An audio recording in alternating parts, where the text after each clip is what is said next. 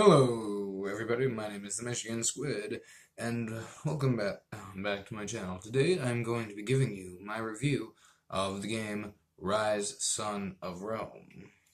Now, I cannot show you any of the game footage or any of or the case itself because I just borrowed it so I could do this review.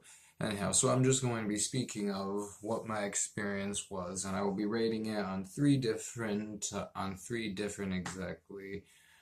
exact categories: gameplay, story, and ending.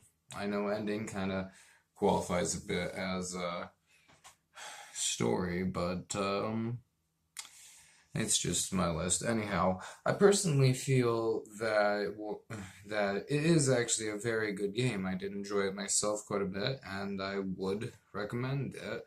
But at the same time, it just was a combination of it was too short. I actually only completed it in like 2 days, so um. Also, I didn't quite like the ending. We will get on to that later in the video. But, for the most part, you play as a Roman soldier. I cannot too much remember his name because that's actually the only problem is that, well, that's not just the only problem. That's the main problem is that the character is just almost like any other character, like the first Amazing Spider-Man film, where he's just out for vengeance in the beginning, for the vengeance of the death of his uncle. This is all that he started was just revenge for his family. So yeah, it's basically just kind of like Watch Dogs in a way, and um. At the same time, I feel it was trying to be too much of a human version of God of War in a way. I feel that it was in a way trying to just be a bit of a God of War ripoff. That's my personal opinion, though. Mainly because it involves Rome and your character is a general, such as Kratos, except he was a Spartan general. Um, and it also does have it where he does end up with affiliations with a god in the game, so I don't rightfully know. But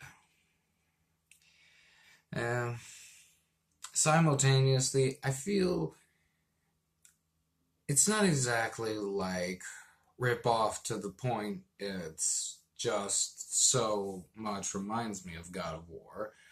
Um, And I do feel a little bit that it at least was trying with what it did. It tried to make it its own thing, such as, you know, everything else tries to make it.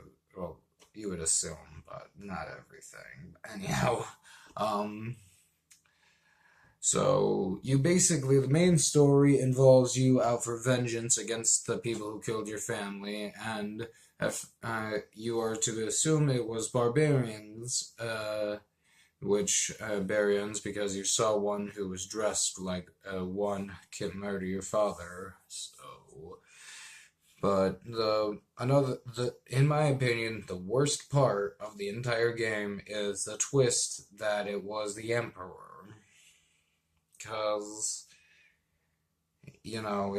it's pretty obvious when you see the sword of the person who killed your father. It had a giant N on it, which symbolized Nero. Which another thing that I have. It's not exactly a problem because it's a video game. It's not meant to be realistic, but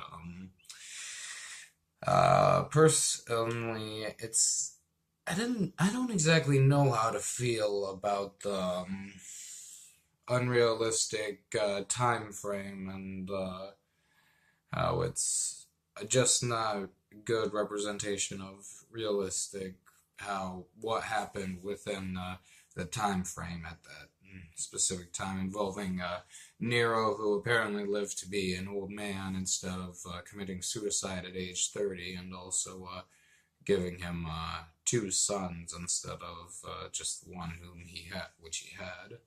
Another one case involving how there weren't really any barbarians that invaded Rome during Nero's reign in the first place. So, yeah. But putting all historical inaccuracy beside, I personally let this story itself, well, no, I think I feel I already talked about this. The story in reality, it would not be too bad, actually. I feel that even though the revenge thing is a bit of a cliche and it's kind of pretty much just the easiest thing to use when you're trying to create a story, I personally feel that this one did it pretty well a bit. I mean, I wouldn't give it too much credit because it's just, yeah. I mean, I don't even get to have any feelings for the mother, sister, and the father in the first place, considering on how I only get like one clip of the mother, one game film clip of the mother before she's killed, and I don't even feel. Yeah, you didn't even get to see the sister in any of the game clips to for the movie. You just saw her corpse, and then you automatically apparently are out for vengeance, even though you didn't build anything with that, with the characters. So I will probably be giving the story a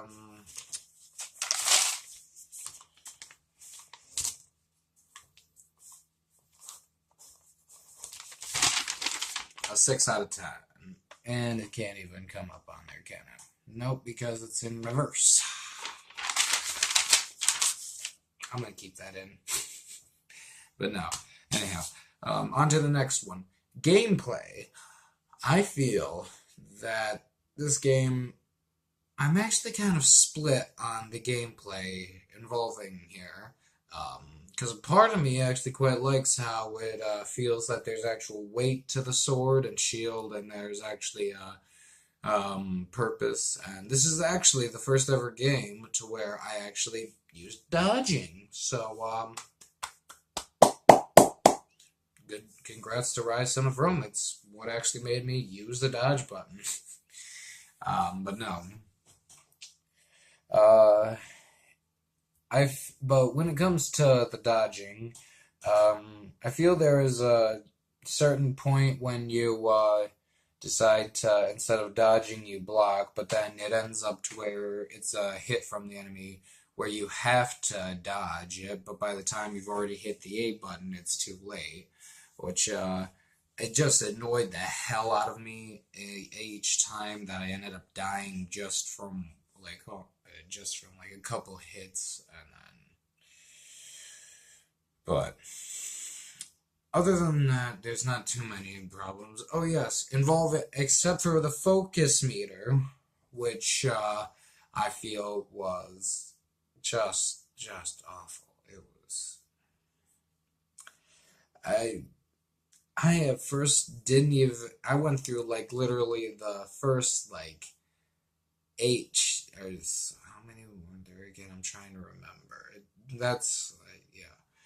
There was like, I can't even remember, but like I went through a majority of the game not even knowing what the focus bar did, and then just from ended up watching a YouTube video, I found out that apparently it makes enemies slow down, and by the time I started using it, I feel it made the game a bit too easy, considering on how in the first place you can just go into execution mode and you don't need to press any buttons, which kind of just makes it to where you can just be a lazy gamer then, more lazy than you already can be.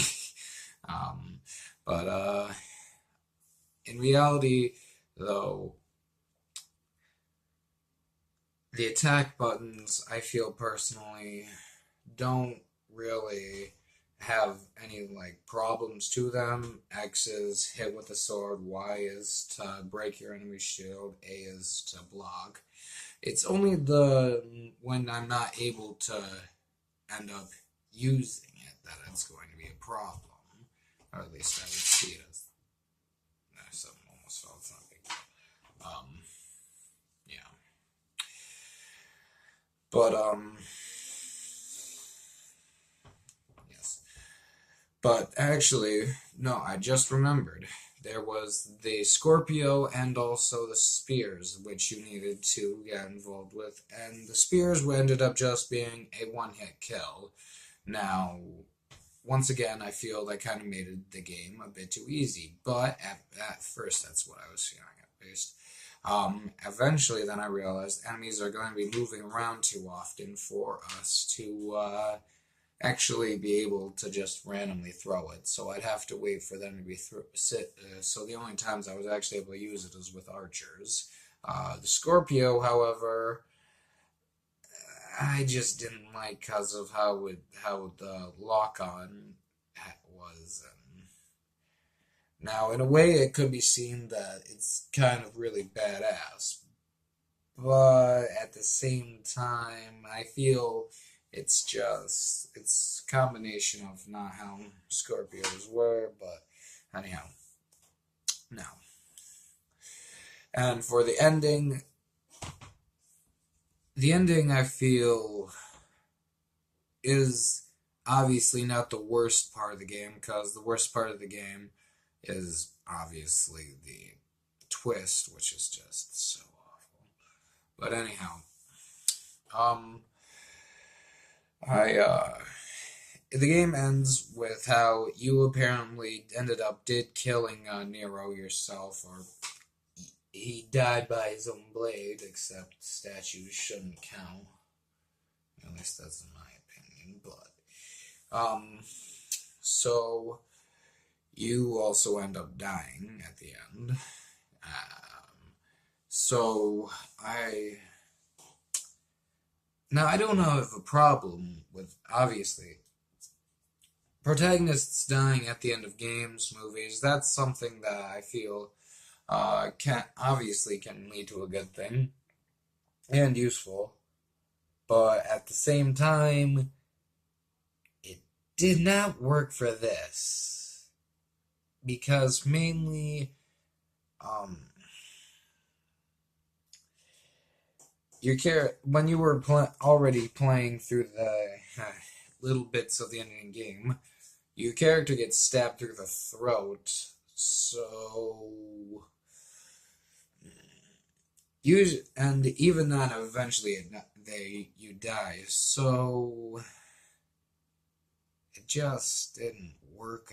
Mostly, but how you die is you jump off a ledge with Nero.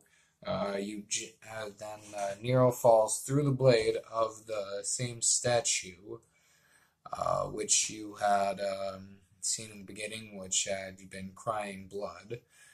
Falls on the sword and is impaled. While that can be a form of poetry, I just see it as a bit annoying and more historically inaccurate of how Nero died. And I am a damn history freak, or at least I try to be. Anyhow, I try my best to know it as much. I know history, and it just doesn't work. Yeah. But the worst part about the ending that I would have to say is how you were just you and everybody else involved in the game were just a toy used by the God's game, and I didn't even catch the name of either of the gods in the game, so it was just, yeah. I just didn't like how, in a way, I'd like to have felt that it was actually a god hired chose a hero to save the city of Rome, but in reality, it just feels that it was just a game that was created by them. But all in all, I will have to say I would give this game 7 out of 10. Thank you all for watching. If you enjoyed the video, even though I'm pretty sure you didn't, consider subscribing to my channel, or also like the video if you liked it, and also comment on something else, on a different game you would like to see me review and post about. I am the Missing Squid. Goodbye.